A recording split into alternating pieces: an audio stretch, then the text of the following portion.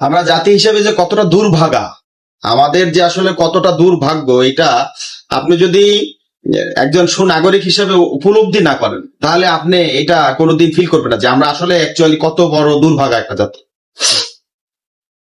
আমরা ছোটবেলা থেকে আওয়ামী লীগ বিএনপি এগুলো দেখতে দেখতে ফেড আপ হয়ে গেছি, মনে হয়েছে যে সব বাল দুইটাই একরকম, যেই লাভ সেই খুদ, মানে এটা আসলে এরকম। আর পাগলা ছাগলাদের মতন কথাবার্তা বলে। হ্যাঁ, ঠিক আছে। এখন এই যে সম্প্রতি আমাদের দেশে কতগুলো হামে লোক মারা গেল, একটা বিশাল অ্যামাউন্ট, বিশাল কোয়ান্টিটি এই হচ্ছে শিশু মারা গেল।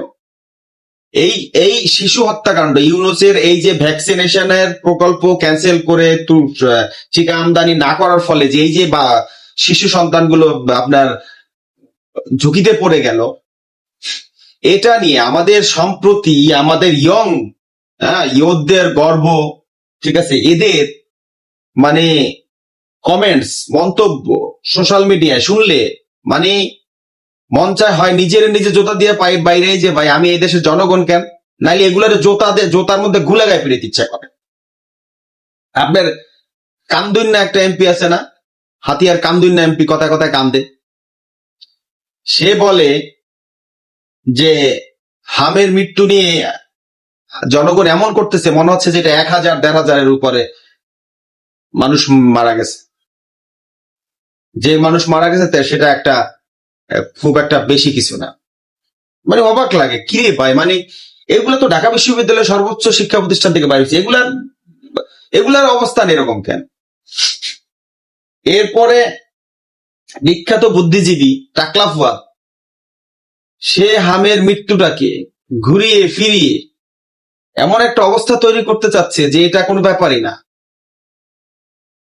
এরপরে হচ্ছে আমাদের দেশের প্রতিবাদী কণ্ঠ হাদির উত্তরসূরি, যে হচ্ছে শত্রুপক্ষকেও ইনসাফের বিধান করতে চাইছে। অবশ্য এট এ টাইম যখন এক জায়গায় 6 জন মানুষ মারা গেছে তখন আবার সে আর একজন আর এইটা সেটা ছিটে ফেলাইতে চাইছে। যাই হোক, সেটা ভিন্ন বিষয়। তার যে উত্তরসূরি জাবের, সে কি বলল যে ভ্যাকসিন টিকা, মানে মূল ভাষ্য হলো ভ্যাকসিন টিকা এটা মৃত্যুর খুব একটা বড় কারণ না।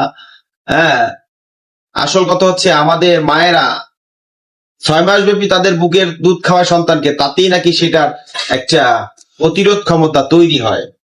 অথচ তার এই তথ্যের সাথে বাস্তবতার তথ্যের ভীতি নেই।